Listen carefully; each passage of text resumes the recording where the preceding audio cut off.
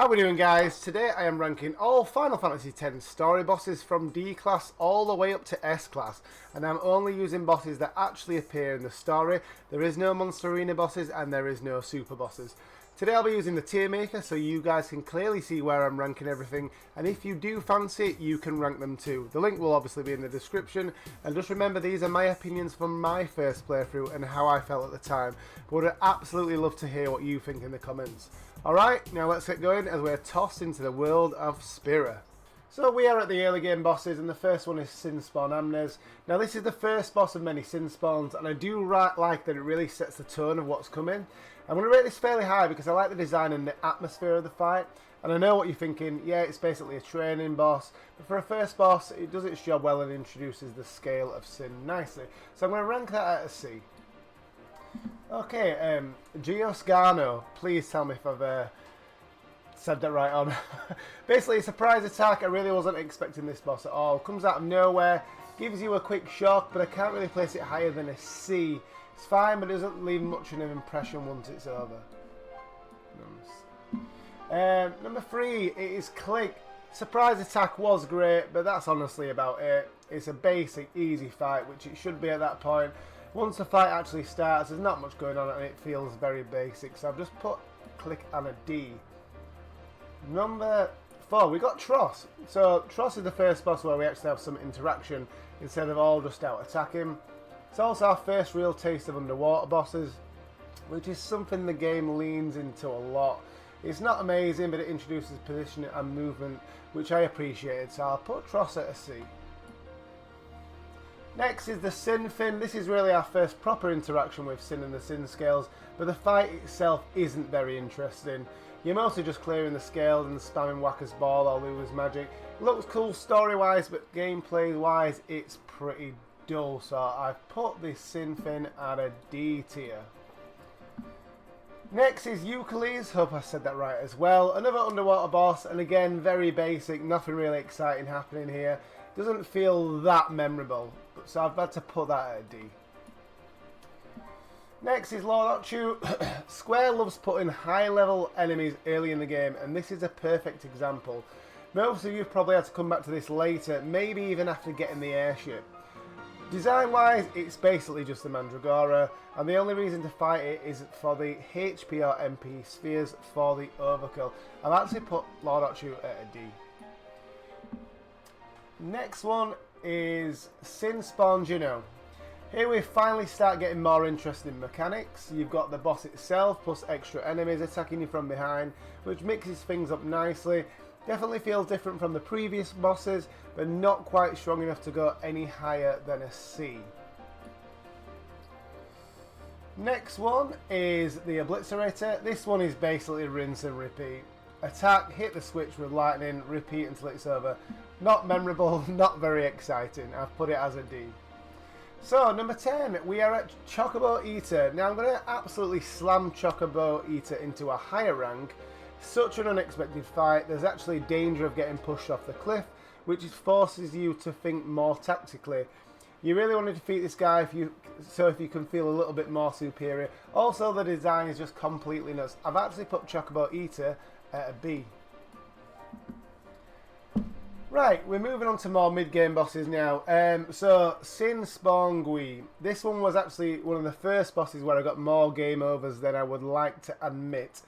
You actually have to think about what you're doing, rotate party members properly, manage the poison and deal with the arms. From my own experience, this was the first real check-in in the game, and I'm going to put this at an A. Number 12, the Extractor. So the fact we're trying to save Uni makes the fight a little bit more intense. There's a bit more pressure, even though the boss itself feels fairly easy. And story-wise, the stakes do feel a bit higher, which does help carry it. I can't put the Extractor any higher than a C, I'm afraid. Next, number 13, it's Spherimorph. A bit of a random one, really. The boss changes elemental cycles, and you're meant to find the weakness each time, which is a cool idea, but honestly, on replays, I never find it memorable or exciting to fight this boss, so I'm actually going to put this at a D. Number 14 is the Crawler. After the surprise attack from the Albed, they throw this boss straight at you. You can't use magic properly unless you deal with the negator, and some of the attacks, especially Mana Beam, hit really hard. It definitely does keep you on your toes. I've actually ranked this, from personal experience, I rank this as a B, because I just really like this fight. Next, we have Seymour and Anime. I'll sort of link these together. Phase 1 Seymour, and sorry, the Phase 3 part of the fight, very straightforward and honestly pretty damn easy.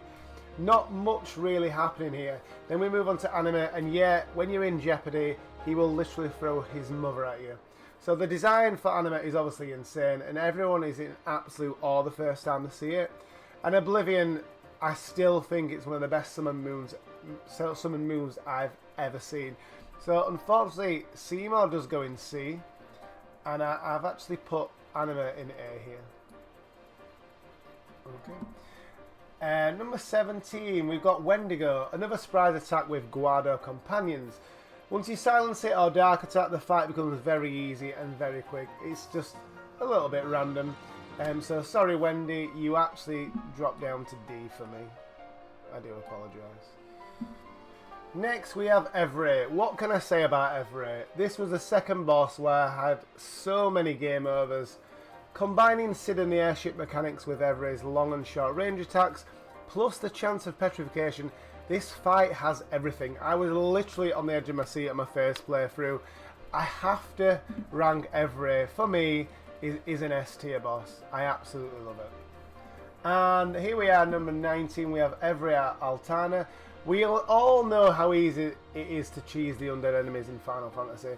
Because this fight can end in the first minute, a little bit of a letdown for me, especially after the airship fight. So Evray Altana has to go to D.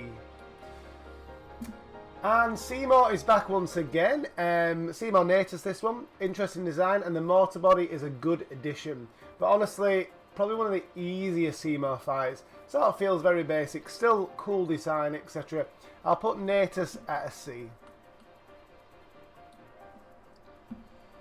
Next one we have the Defender X, another sort of random boss thrown at us. It can be challenging if you don't know the trick, but once you do know the trick, it can become very boring and sort of repetitive. So Defender X, I'm sorry, but you're going to have to go into D.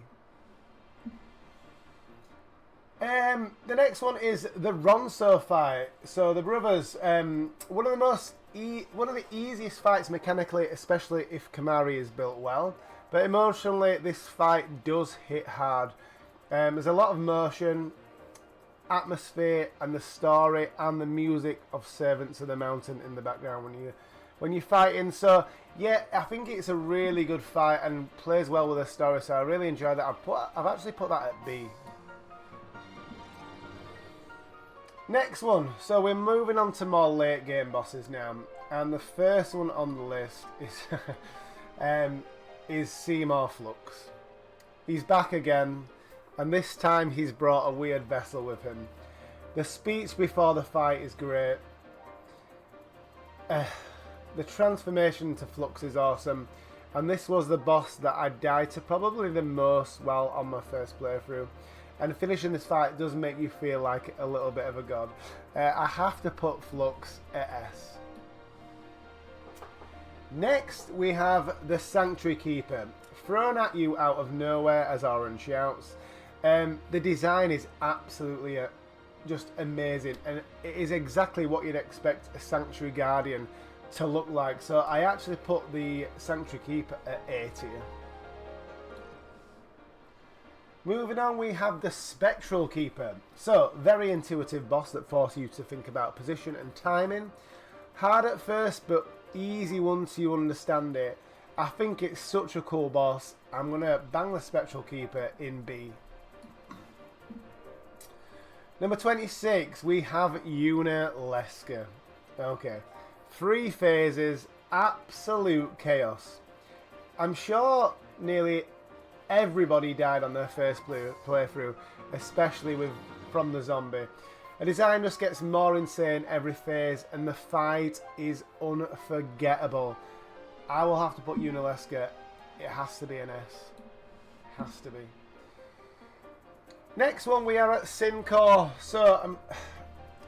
I'm tying this in with the arm fights. It's really just ramping things up from the next fight, and it's just not very interesting by itself. Very sort of boring, can swipe you. I'm going to have to put Syncourt at a D. Here we are, now we're back onto Sin. Nothing says pressure like a massive head flying towards you, ready to instant kill your party. Yeah, you really feel like you're reaching the end game here, and when you die the first time, which I did, you are so, like, the pressure is on.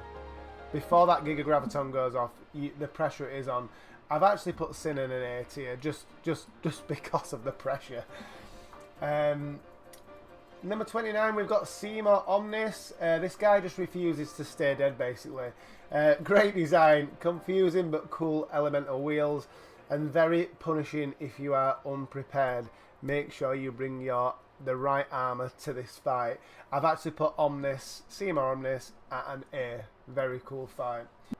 And at number 30, we've got Braska's Final Aeon. Heavy metal music. Daddy with a sword the size of a continent. The pressure, the emotion, the atmosphere. It's all just unreal. The BFA, Braska's Final Aeon, I have to put in A tier. And to finish it off, boss number 31, we've got you, Yevon. So hard to rank since you're, practically immortal. But the music and emotional payoff do carry it. So I can only put that at a C. So there we have it, all story bosses ranked from D to S class. If you like the content and want to see more, let me know in the comments. Tell me what you agree with, what you massively disagree with, and which game I should rank next. And remember, your tier list is probably wrong, and so is mine. See you guys.